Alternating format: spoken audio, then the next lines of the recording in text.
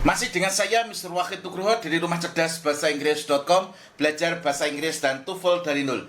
Marilah kita lanjutkan proses belajar kita di video kali ini, dan sebelum kita mulai belajar, marilah kita berdoa terlebih dahulu. Semoga apa yang kita pelajari bisa bermanfaat. Berdoa dipersilahkan. Bismillahirrahmanirrahim. Allahumma razukna fahman nabiyyin wa hifdhal mursalin wa ilhamal malaikatil muqarrabin. Rabbi zidna ilman nafi'a wa razukna fahma wa ja'alna min ibadika sholihin. Amin ya rabbal alamin. Dalam video kali ini saya akan mengajarkan kepada Anda tentang pola simple sentence, compound sentence, complex sentence. Nah, ini yang Anda harus kuasai terlebih dahulu sebelum Anda mengerjakan soal TOEFL.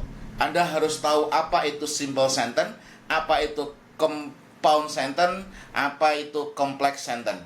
Yang keempat sebenarnya masih ada compound complex sentence. Oke.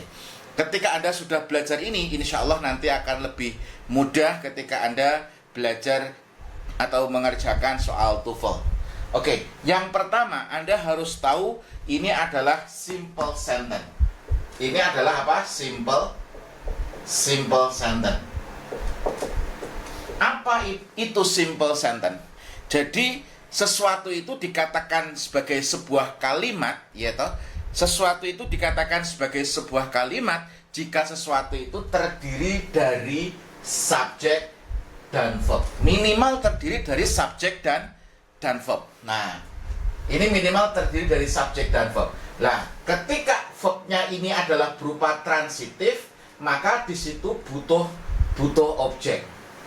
Nah, tapi kalau intransitif itu cukup subjek dan verb saja. Tapi kalau transitif berarti membutuhkan objek. Nah, simple sentence itu harus terdiri dari subjek dan verb. Dan ini adalah independent clause. Independent clause. Oke. Independent clause atau apa? Induk kalimat. Independent clause atau induk kalimat. Apa induk kalimat itu? Induk kalimat itu adalah jika subjek dan verbnya bisa berdiri sendiri. Jadi bisa independen, bisa merdeka. Jadi bisa berdiri sendiri. Jadi ketika ada kalimat she is reading the book in her room, di ruangannya. Nah, di sini she-nya adalah sebagai apa? Subjek. Sorry, ini kurang is ya. Is reading, ini she is reading, berarti is reading itu adalah verb. Karena verbnya di sini adalah transitif, maka butuh objek. Jadi she is reading the book in the library. Nah, in the library ini adalah adverb. Nah, ini disebut dengan simple sentence. Minimal terdiri dari subjek dan verb. Subjek dan verb.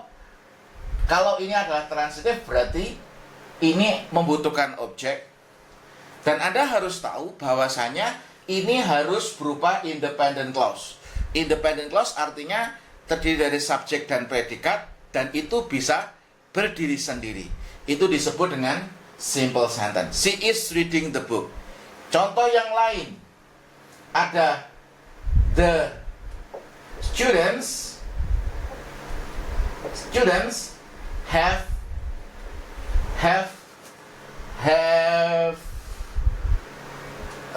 studied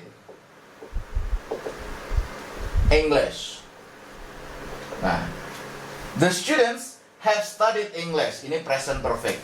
Nah, ini the student adalah subjek, have studied ini adalah verb, karena studied ini adalah verb transitif, maka membutuhkan objek. Nah, ini disebut dengan simple sentence. Minimal terdiri dari subjek dan verb, dan itu harus independent clause. Nah, sudah bisa dipahami ya, ini disebut dengan simple sentence.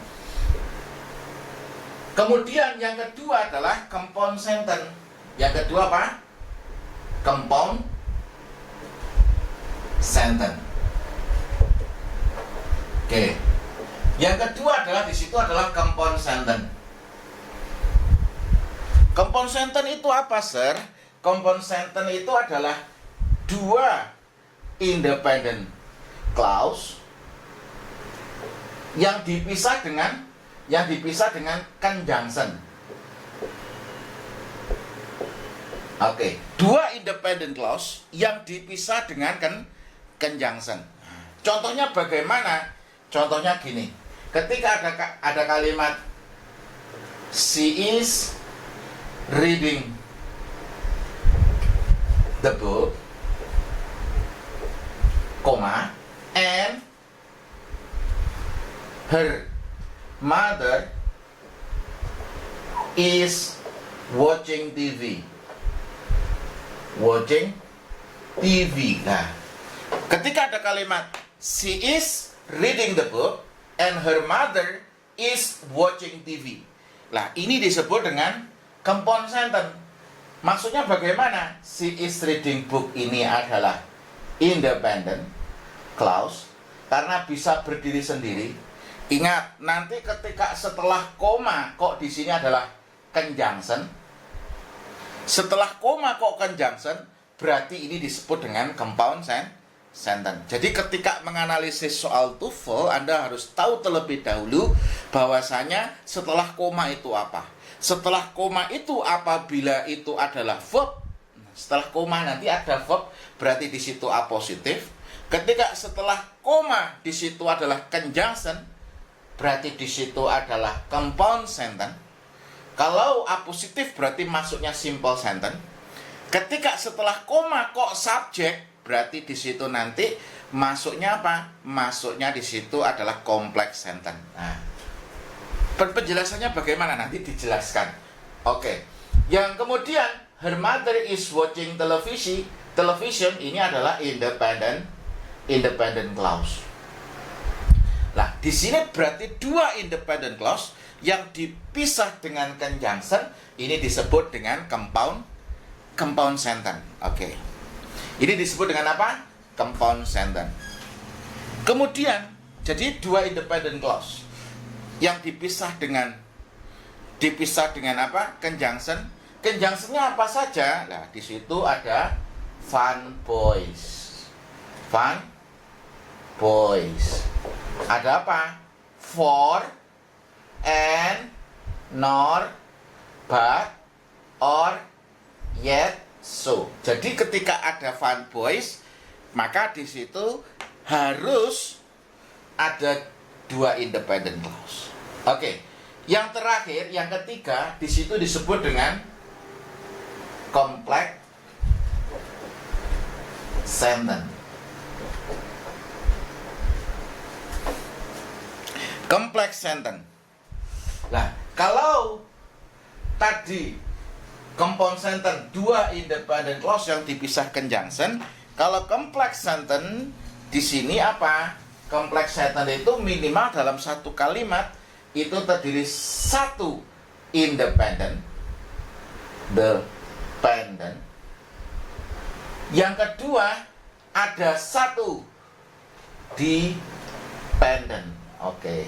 Jadi dalam satu kalimat di situ ada satu independent, satu dependent. Nah, ketika ada satu independent clause, ini independent maksudnya independent clause, satu dependent clause, maka disebut dengan complex sentence. Nah, makanya di sini independent clause itu apa, Sir? Independent clause itu adalah induk kalimat. Ini induk kalimat. Yang kedua, kalau dependent, ini adalah anak kalimat. Jadi dalam satu kalimat itu, jika terdapat satu independent clause, satu dependent clause, berarti di situ disebut dengan complex sentence. Nah, complex sentence ini anak kalimat tidak bisa berdiri sendiri. Nah, nanti di complex sentence dibagi menjadi tiga. Jadi complex sentence itu nanti dibagi menjadi tiga. Yang pertama di situ adalah apa? Adverbial clause. Adverbial clause. Yang kedua Di situ ada noun clause. Yang ketiga, di situ ada apa? Adjective clause. Jadi nanti dalam satu kalimat itu jika terdapat satu induk kalimat, satu anak kalimat atau dependent clause, maka disebut dengan complex sentence. Lah, complex sentence itu nanti dibagi menjadi adverbial clause, noun clause, sama adjective clause. Ini ya. Lah, pertanyaannya, apa adverbial clause? Apa noun clause? Apa adjective clause? Lah, adverbial clause itu apa? Jadi adverbial clause itu adalah jika adverbnya itu berupa klausa. Jadi adverbnya itu berupa apa? Berupa klausa. Maksudnya bagaimana? Tadi kan dalam menyusun kalimat itu apa? Ada subjek, ada verb, ada objek, ada adverb. Nah, jika adverbnya ini, jadi ada adverbnya ini berupa klausa, clause, jadi adverbnya itu terdiri dari konektor, subjek, dan verb, maka disebut dengan adverbial clause. Contoh bagaimana? Contoh kalimatnya sama saja, biar mudah dipahami. Jadi ketika she is reading the book, she is reading the book when my mother is watching TV. Oke. Anda harus bedakan. Kalau di sini adalah conjunction, maka di sini harus ada komanya, ya toh. Dan ini menjadi induk kalimat, ini juga jadi induk kalimat. Tapi ketika ada kata when konektor, maka di sini ini jadi independent clause. Independent clause. Ini jadi dependent clause. Kenapa? Karena di sini jadi anak kalimat. Nah, itu. Lah, ini she is reading the book when my mother is watching TV. Ini disebut dengan complex sentence yang berupa adverbial clause. Kenapa? Karena adverbnya di sini terdiri dari subjek, ada subjek dan verb. Nah, kebetulan verbnya berupa transitif, maka membutuhkan objek. Nah, ini sebenarnya kalau Anda bisa lihat bahwasanya di sini saya pakai biru biar subjeknya apa? Subjeknya adalah she. Verbnya apa? Is reading. Ini adalah verb. Lah, the book di sini adalah objek. The book apa? The book object. When my mother is watching TV, ini adalah apa? Ini adalah adverb. Karena adverbnya di sini terdiri dari konektor, subjek dan verb, maka disebut dengan adverbial clause. Oke, jika adverbnya itu terdiri dari subjek dan verb, maka di situ disebut dengan adverbial clause. Nah, gitu. Anda harus tahu nih. Jadi ingat, sepanjang apapun subjeknya, maka di situ harus ada subjek dan verb.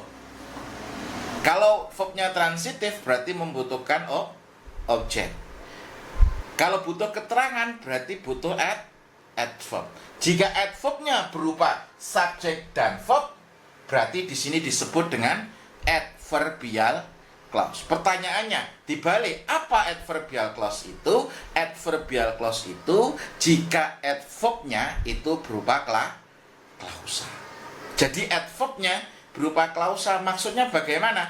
Adverbnya terdiri dari subjek dan verb. Ada konektor subjek dan verb, maka disebut dengan adverbial clause. Nah, ini harus Anda kuasai terlebih dahulu sebelum Anda mengerjakan soal TOEFL. Nah, nanti kita akan lanjut di video selanjutnya. Semoga video ini bisa bermanfaat. Nanti kita lanjut ke non-clause, kita lanjut ke adjective clause, supaya videonya tidak terlalu panjang. Terlalu panjang nanti juga membosankan. Sekian, semoga bermanfaat. Terus belajar, tingkatkan kemampuan, dan saya doakan Anda semakin sukses di studi maupun di karir. Assalamualaikum warahmatullahi wabarakatuh.